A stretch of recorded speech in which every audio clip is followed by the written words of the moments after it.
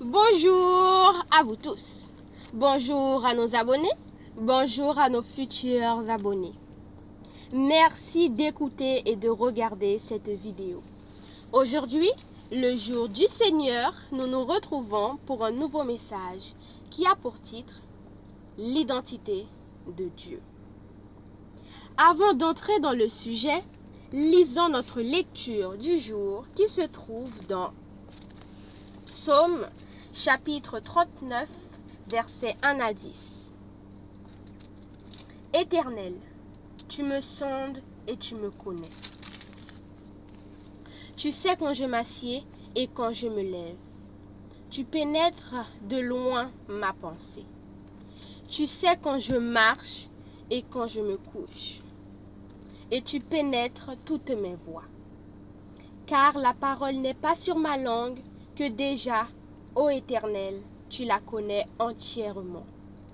Tu m'entoures par derrière et par devant. Et tu mets ta main sur moi.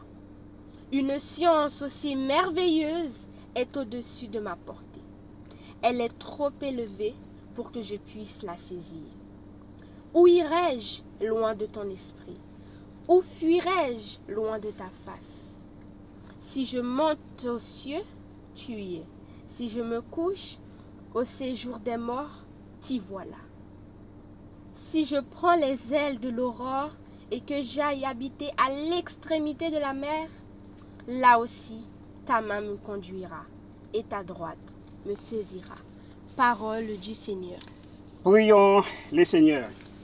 Éternel, nous te sommes reconnaissants pour ta parole et que par ta parole, ta bénédiction soit déversée sur ton peuple.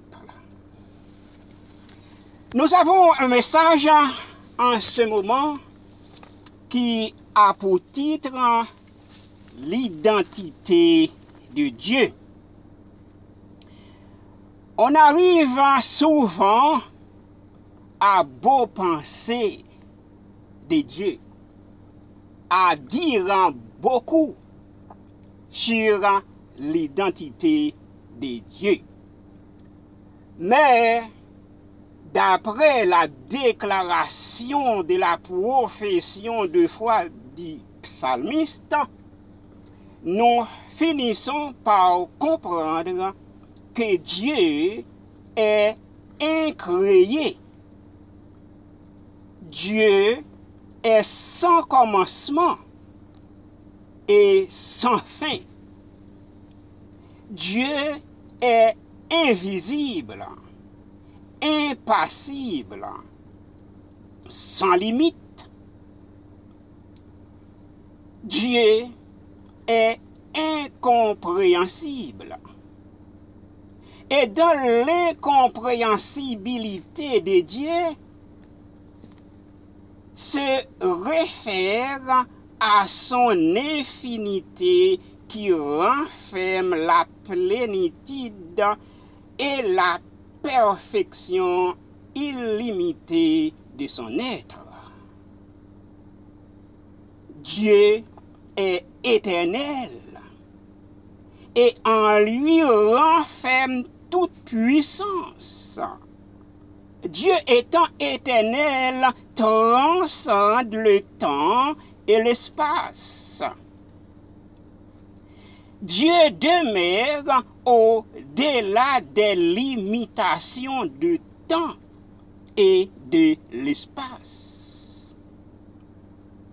Il ne faut pas comprendre qu'il y a un endroit dans l'espace où Dieu réside. Et à force de chercher, on peut atteindre Dieu. Non, il n'y a pas un endroit fixe pour atteindre Dieu, pour trouver Dieu. Si nous disons donc Dieu est transcendant, Dieu demeure éloigné de sa créature. Dieu transcende l'ordre spatial. Étant une personne spirituelle, il peut être en tout lieu et en même temps. Alors ici, nous pouvons voir, c'est un personnage qui a une forte grandeur. Dieu est un Dieu grand. Dieu est grand. Et quand on dit Dieu est grand, on finit par voir en face son immensité, sa magnificence, sa grandeur, sa plénipotentialité. Et en fin de compte, son immensité ne signifie pas qu'il remplit tout l'univers. Il est vrai qu'il est immense, il est vrai qu'il est grand, mais ça ne dit pas que sa grandeur remplit complètement l'univers. Ce qui signifie que sa présence est partout dans l'univers. Dieu n'a pas de limitation physique parce que c'est un être spirituel. Dieu transcendant demeure hors de sa création. Une fois sorti dans l'éternité, il a pris la décision de créer l'univers. Mais il ne faut pas comprendre, donc, à force de chercher, on va découvrir Dieu, on va trouver Dieu. Étant transcendant, c'est à lui de se révéler à l'homme. C'est à lui de se révéler à sa créature. Donc, un Dieu transcendant, c'est un Dieu donc que l'homme ne peut pas trouver à force de chercher. L'homme ne peut pas atteindre, sa créature ne peut pas l'atteindre. Alors, c'est à lui de se révéler à l'homme. Et c'est dans ce but aussi qu'il s'est apparu à Abraham, dans le but d'accomplir son dessein. Alors, pour qu'il puisse entrer en relation avec l'homme, le Dieu transcendant va se faire immanent. C'est pourquoi nous pouvons dire Dieu est transcendant et immanent. La transcendance de Dieu, le psalmiste dit, voici les cieux, et les cieux des cieux ne peuvent te contenir. Dieu étant dans l'éternité, a créé l'univers, l'endroit où il exécute sa volonté, selon son dessein, dans son immanence. Son immanence, c'est ce qui explique qu'il est présent dans sa création. Au Psaume 139, 7. Où irai-je loin de ton esprit? Où fuirai-je loin de ta face? Si je monte aux cieux, tu y es. Si je me couche au séjour des morts, t'y voilà. Or, si je prends les ailes de l'aurore et que j'aille habiter à l'extrémité de la mer, là aussi, ta main me conduira et ta droite me saisira. Le psalmiste ici souligne l'immanence de Dieu par son omniscience. Il déclare qu'il ne peut pas s'en passer de la présence de Dieu. Dieu, dans sa plénipotentialité, est omniscient. Et dans ce message, qui a pour titre l'identité de Dieu, eh bien, nous pouvons souligner l'omniprésence de Dieu, l'omnipotence de Dieu et l'omniscience de Dieu. Nous pouvons révéler ces trois attributs. Dans l'omniscience de Dieu, donc nous pouvons dire Dieu est au courant de toutes choses.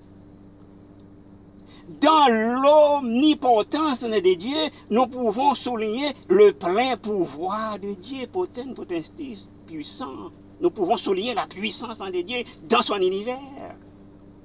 Donc, dans l'omniprésence de Dieu, Dieu est partout.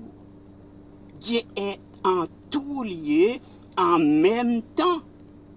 Dieu est en tout lieu en même temps. Il n'y a pas un endroit qui échappe à la présence de Dieu. Dieu est esprit.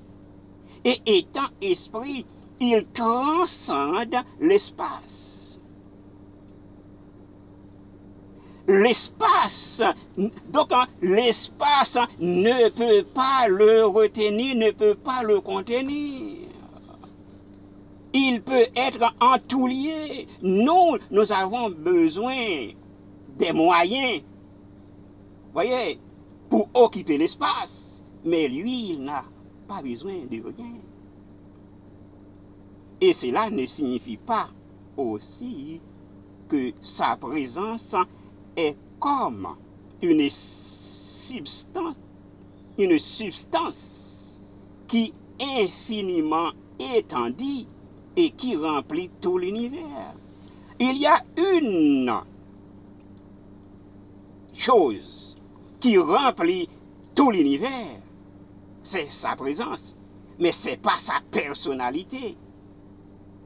Il est une personne spirituelle dont la puissance n'a pas de limite. Nous pouvons comprendre ça avec Jésus après sa résurrection. Jésus, après sa mort, étant revêtu de son autorité divine, de sa puissance divine, monta au ciel le jour de sa résurrection. Et le soir même, il était déjà de retour, se présenta à ses disciples qui se trouvaient à Jérusalem derrière les portes verrouillées, fermées à double tour. Il leur disait, la paix soit avec vous. Il n'a pas besoin qu'on lui ouvre la porte. Donc, il a pu pénétrer dans la salle, même si les portes étaient fermées. Ici, nous voyons donc l'omnipotence de Dieu, la puissance de Dieu. En plus, il s'est apparu à plus de 500 personnes à la fois, à plus de 500 frères à la fois, d'après ce que nous dit l'apôtre Paul. Son action en omniprésence, ici, affirme son être éternel. Il est un être éternel. Il a accompli des œuvres éternelles. Donc, nous avons bien dit, donc, Dieu est une personne spirituelle dotée de certains attributs. Et nous pouvons comprendre dans l'omniscience de Dieu, Dieu a la possibilité parfaite et possibilité éternelle de connaître toutes choses parfaitement bien. Dieu a une connaissance parfaite de son univers. Il connaît la date de sa création.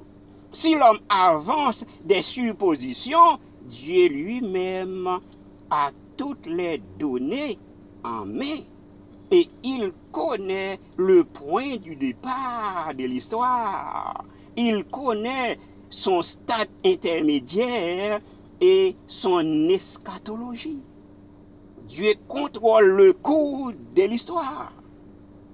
D'après ce que nous dit la Bible, dans Galates 4, verset 4, mais lorsque les temps ont été accomplis, Dieu a envoyé son Fils né d'une femme, né sous la loi, afin qu'il rachetât ceux qui étaient sous la loi, afin que nous reçussions l'adoption.